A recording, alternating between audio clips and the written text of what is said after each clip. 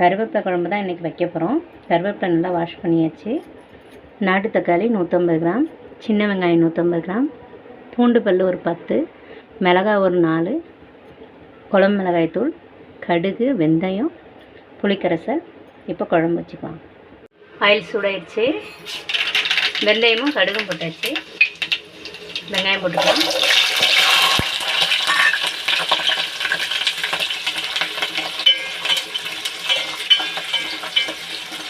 வெங்காயம் நல்லா வதங்கட்டும். மஞ்சத்தூள் கொஞ்சமாக போட்டுக்கலாம்.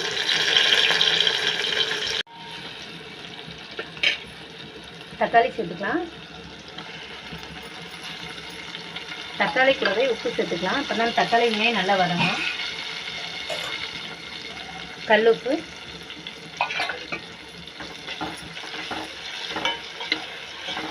தக்காளி நல்லா வதங்கட்டும். மிக்சியில் போட்டு நல்லா அரைச்சிக்கலாம் நைஸாக. கருவேப்பிலையை நல்லா நைஸாக அரைச்சாச்சு.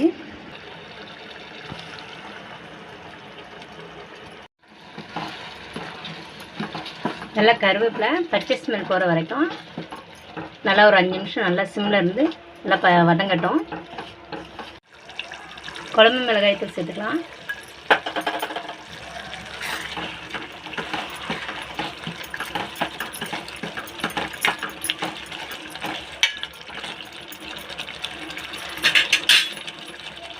புளிக்கரைசல்,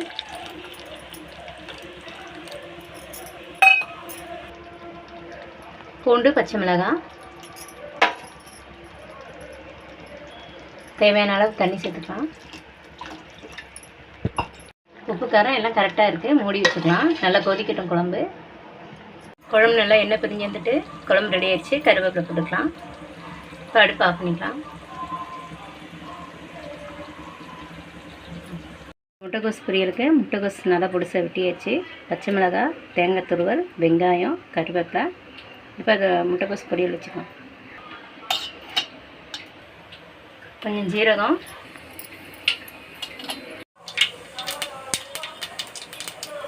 கொஞ்சம் கடலைப்பருப்பு, வெங்காயம்,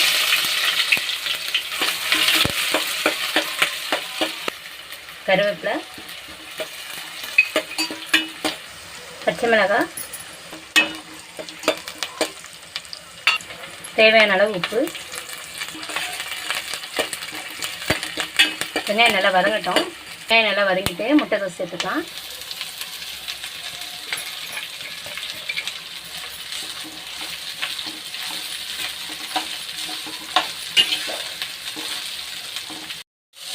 தேவையான அளவு தண்ணி ஊற்றிக்கலாம். கொஞ்சமாக போதும்.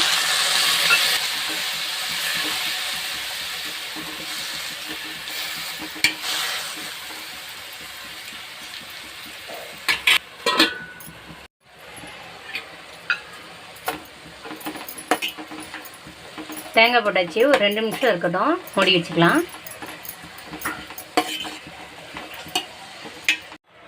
பொரியல் ரெடி ஆயிடுச்சு. அடுப்பு ஆஃப் பண்ணிக்கலாம். முட்டைகோஸ் பொரியல் ரெடி ஆயிடுச்சு. கருவேப்பிலை குழம்பு சூப்பராக இருக்குது. கருவேப்பிலை குழம்பும் ரெடி ஆயிடுச்சு. நீங்களும் இந்த மாதிரி வீட்டில் ட்ரை பண்ணி பாருங்கள். இது வந்து பெரியவங்க, சின்ன குழந்தைங்க எல்லாருமே சாப்பிடலாம். இளநரையை தடுக்கும். முடி வளர்ச்சிக்கு ரொம்ப நல்லது. அதனால் நீங்களும் இதை வீட்டில் ட்ரை பண்ணி பாருங்கள். இந்த வீடியோ உங்களுக்கு பிடிச்சிருந்தா லைக் பண்ணுங்கள், ஷேர் பண்ணுங்கள், கமெண்ட் பண்ணுங்கள். மறக்காமல் எங்கள் சேனலை சப்ஸ்கிரைப் பண்ணிக்கோங்க. கூட இருக்க பெல் ஐக்கானை கிளிக் பண்ணிக்கோங்க. அப்போ தான் நாங்கள் போடுற ஒவ்வொரு வீடியோவும் தொடர்ந்து நோட்டிஃபிகேஷனாக வரும். இவ்வளோ நேரம் வீடியோ பார்த்ததுக்கு நன்றி. வணக்கம்.